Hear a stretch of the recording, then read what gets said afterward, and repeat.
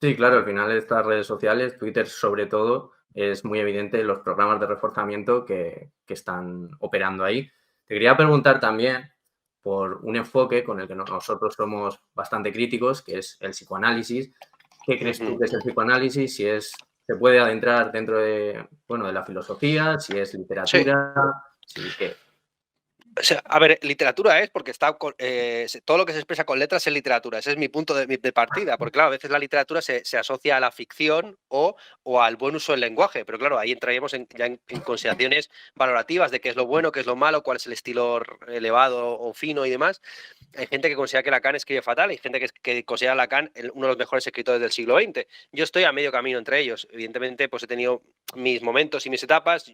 Pues, mi primer libro se titula Contra la posmodernidad, iba muy orientado contra Lacan. Luego ya con el paso del tiempo me he ido reconciliando con él. En el campo ético, por ejemplo, no se puede ignorar el lacanianismo, o sea, la influencia que ha tenido todo lo que es la izquierda lacaniana en su encarnación luego populista de izquierdas es fundamental en Latinoamérica y en España, pues personajes como o figuras políticas como Íñigo Rejón, pues son lacanianos de pies a la cabeza, ¿no? Entonces, ya, pues sí, dices, el hecho de que haya un político que cree en el marianismo, que cree que la Virgen María es un objeto de estudio científico, eso justifica a la mariología, ¿sabes? La disciplina que se ocupa de estudiar los atributos de María y de su ascensión al cielo, etcétera. No, no lo justifica como teoría científica. Simplemente, en fin, le da una importancia y una relevancia cultural y social como mito fundador que no puedes despreciar. Entonces, a mí el psicoanálisis me interesa muchísimo como material literario, como triturador y troquelador de una serie de formas de percibir el mundo y de concebirlo que intuitivas y que sirven para el arte, para la cultura y que de alguna forma también determinan lo que somos. Y que para entender nuestra mente, o sea, no sé si para entender nuestro cerebro, pero para entender cómo funciona ya nuestra mente, probablemente el psicoanálisis penetre mucho más que el conductismo o que el cognitivismo o que todo ese tipo de cosas, ¿no? Es decir, porque sí que pensamos con ese tipo de paradojas extrañas, en el caso del psicoanálisis, por ejemplo, lacaniano, de que el ello y el superyo sean lo mismo. O sea, de que al fin y al cabo la exigencia última de la autoridad sea que uno goce con ella, ¿no? Y es paradójico porque es cierto, o sea, el poder no solamente quiere que obedezcas, sino que obedezcas a sabiendas, voluntariamente y queriendo. El Slavoj Žižek contrapone siempre a dos tipos de madres. La madre que te dice, tienes que venir a ver a tu abuela porque se va a morir y es tu obligación y punto. Y aquella que te dice, bueno, puedes hacer lo que te dé la gana, pero está muy malita, tú sabrás, ¿no? Es decir, que el poder no solamente quiere, tu madre no solamente quiere que vayas a ver a tu abuela, sino que además lo hagas gozando. Y que esa es la conexión que establece Lacan entre el ello, entre el aspecto pulsional y el super yo o el superego. Bueno, en fin. mm, pues sí, tiene el mismo nivel al final pues que la Ilíada, la Odisea o la Biblia, pero es que estos no son cantidades despreciables a la hora de estudiar cómo funciona nuestra mente y los mitos que han ido estructurándola. Luego ya si es algo, evidentemente habrá un fundamento natural de que siempre nos atraigan las mismas narraciones aproximadamente, y con estructuras más o menos parecidas, pero que hasta que todo eso se termine de dilucidar, incluso cuando se termine de dilucidar científicamente por completo, yo creo que seguirá todavía viendo este barniz literario o psicoanalítico que seguirá teniendo su valor. Evidentemente, luego ya para curarte o para cosas de este tipo, es que nunca lo pretendieron. Era más bien un esquema Ponzi, no sé si es un esquema Ponzi o directamente una estafa de mantenerte, en fin, pagando bueno, que a veces a la gente le viene bien curarte por la palabra, desfogarte. Mucho de lo que se llama terapias psicodinámicas al final se basan en eso, ¿no?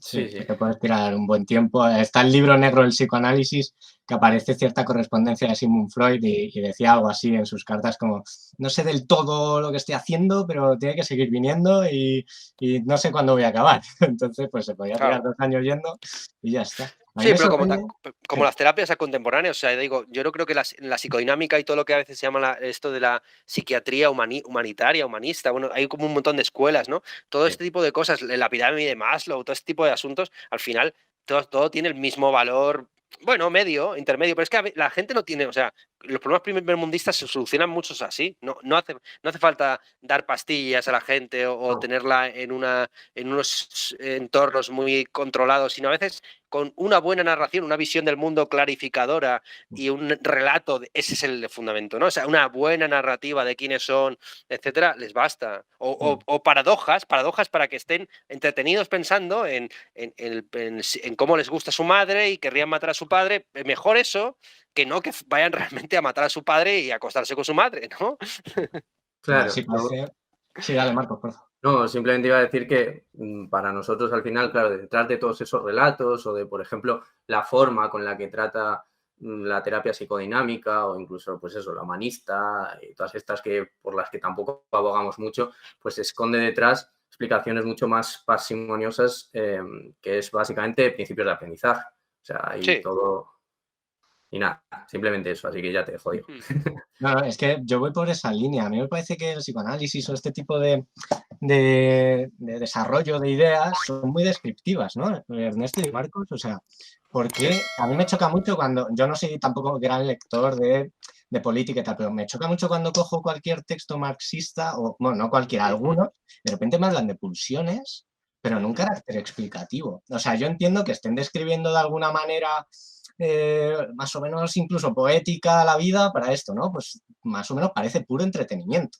Pero me sorprende mucho que aparezca Guille y en lugar de coger y eso, coger los diálogos que puedan tener los conductistas, que no son nada pastilleros, hablando así entre nosotros, utilizan la vida, utilizan también la fenomenología, lo que nos aparece, lo que sentimos, etcétera. Hablan del amor también, desde el conductismo o el análisis de conducta como disciplina científica.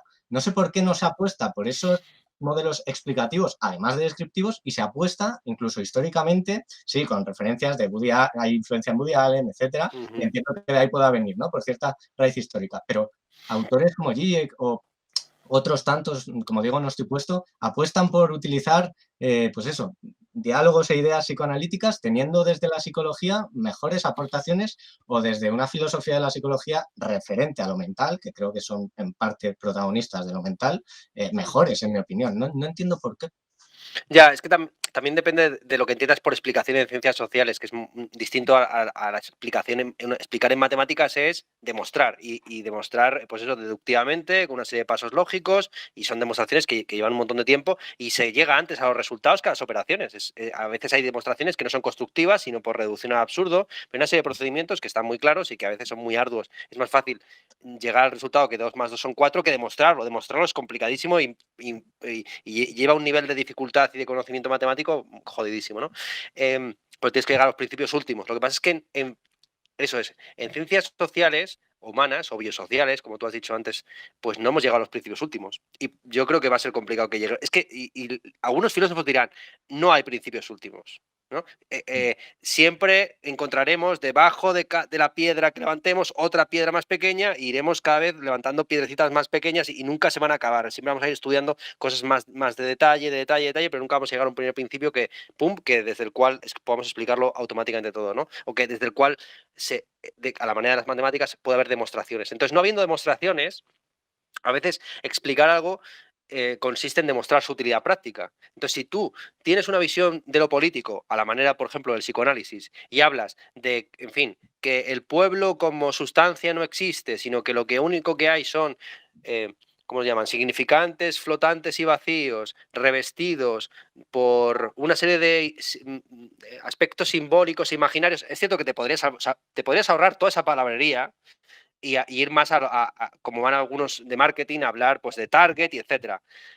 Pero forma parte también de su utilidad práctica, ojo, que no hay que despreciar el hablar en esos términos oscuros, porque al vulgo hay que hablarle a veces en necio para darle gusto, y hay veces que hablarle también en latín para que no entienda nada. Entonces, yo no sé si la explica, ya digo, no sé si no es una explicación, evidentemente, de la realidad, pero sí que demuestra su utilidad o su más o menos proximidad o adecuación a la realidad, pudiéndola transformar. Si fuera totalmente inútil, si tuviera el mismo nivel, o sea, si Coalescence tuviera realmente el mismo nivel que, vamos a decir así, qué sé yo, las teorías, bueno, es que no sabría decirte, ¿no? Las teorías conspirativas terraplanistas o en fin, las terraplanistas mismamente, pues tendría el mismo nivel de penetración, no el mismo nivel de penetración social, la misma operatividad social que eso, que es nada, que es el nivel meme, el nivel puramente meme, ¿no? Sin embargo, en fin, yo creo que el psicoanálisis tiene un nivel, tiene por lo menos el nivel de penetración de la religión.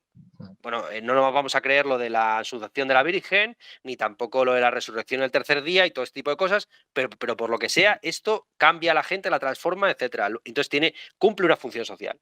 Y la ciencia, más que empezar a pelear con la religión, etcétera, que va a ser absurdo, porque cuando desaparezca la religión, de hecho el psicoanálisis no sino la sustitución más o menos de las funciones que necesita la gente, y en psicoanálisis hay muchas cosas parecidas, ¿no? De confesar sus más o menos su mala conciencia a alguien y que ese alguien le escuche, pues la ciencia tiene que estudiar cómo funciona. O sea, lo en psicoanálisis es un objeto de estudio, no es una disciplina de estudio, sino que es un objeto de estudio, así de sencillo. Vale, ok. Sí, vamos.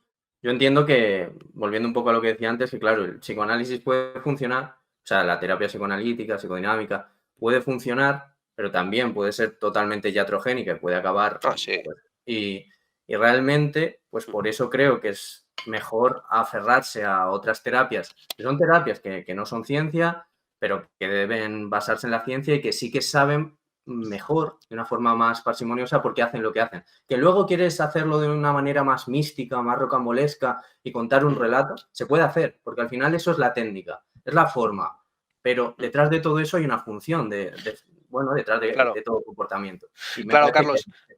Pero ahí, por ejemplo, Gustavo Bueno hablaba muy bien del momento tecnológico y nematológico en toda actividad humana.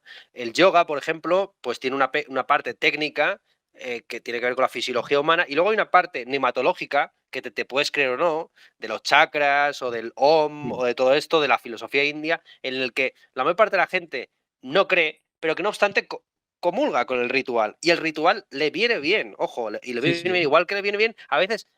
¿Tú leer a Lacan es imposible, no lo han leído ni los propios lacanianos, es como Marx. ¿Quién se ha leído El Capital? Nadie. Pero hay un ritual, por supuesto, de llevar el Capital debajo del brazo o acudir a asambleas marxistas o decir el Marx bueno es el de la crítica del programa de Gotha, y en fin, así van las cosas, ¿no? Entonces, igual que, en fin, pues hay gente que nadie se lee las encíclicas, pero todo el mundo dice, pues el Papa Juan Pablo II era mejor que Francisco I o viceversa, en fin, y es necesario, ese aspecto nematológico es necesario también. Igual que es necesario, por ejemplo, que tú cuando te acerques efectivamente al psiquiatra o a aquellas terapias que están más fundadas en la ciencia realmente existente, pues tú tengas una visión de la ciencia, en fin, no como de sustitutora de los hombres por máquinas y todo ese tipo de cosas, sino positiva. Es más, cuando hablas de iatrogenia, claro,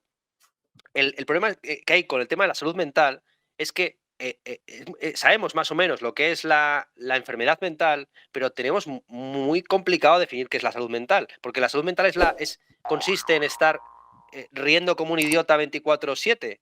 En fin, Aristóteles hablaba de la adecuación de las emociones a la realidad. O sea, un hombre que no llora ni sufre cuando se le muere un padre o un hermano, pues ese es un deshumanizado. Pero de alguna forma se ha creado tal utopía psiquiátrica que incluso esas experiencias límite tendrías que verlas como patologías o como partes malas o enfermas de tu existencia, ¿no? Entonces, yo, por ejemplo, por eso estoy muy desacuerdo con toda esta mistificación, esta psicolofilia, la hemos llamado, en fin, y de hecho creo que la filosofía en buena medida, tomarte la vida con filosofía supone tenerte que ahorrar en buena medida, salvo casos muy extremos, etcétera, ya por condicionamientos físicos, etcétera, digamos, con unas condiciones físicas y ya desde el aspecto neurológico normales, o promedio, o estándar, o neurotípicas, lo que sea,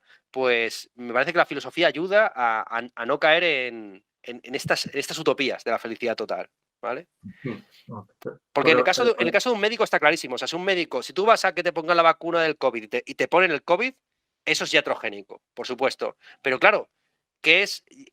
Claro, en un contexto en un contexto económico donde se privilegian o sea, donde, por ejemplo, en ciertos estratos culturales, si no sabes de astrología, lo vas a pasar mal. Lo vas a pasar mal. Igual que en cierta época, si no ibas a misa, lo pasabas mal. O si no eras católico, lo pasabas mal. Si no sabías un poco si no sabes, si no tenías la televisión encendida, lo pasabas mal. Entonces, la astrología, por ejemplo, la astrología, ¿no? Mismamente, la astrología como tal.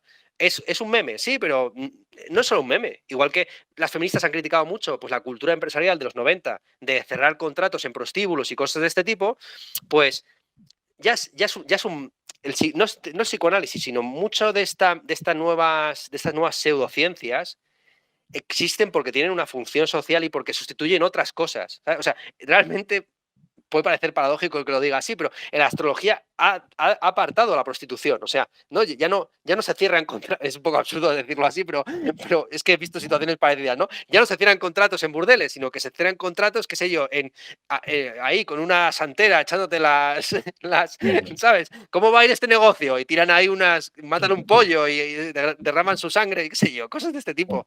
Pueden pasar, sí.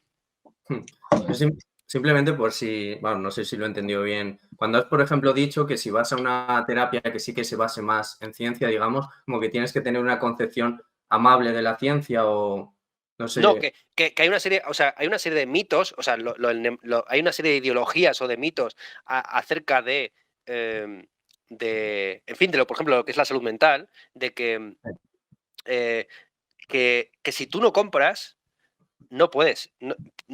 Aún así no te va a surtir, bueno, te puede surtir, ya digo, si hay un aspecto ya químico, etcétera, te va a surtir efectos sí o sí, pero no vas a poder beneficiarte y apoyarte en él para mejorar tu vida y para realmente, en fin, ser feliz, que es el objetivo final. O sea, como ser feliz, o sea, como el objetivo último es ser feliz, y eso es algo que ya no es que sea cualitativo, sino que entra dentro de la filosofía más clásica, abstracta, imposible de definir, aunque tenemos muchos arquetipos y miles y miles de libros al respecto, pues ahí no hay caminos trillados, ya te digo. Entonces, para aproximarte a esa disciplina, sin más, te digo que en el caso de la psicoterapia basada en ciencia, también existe una mitología.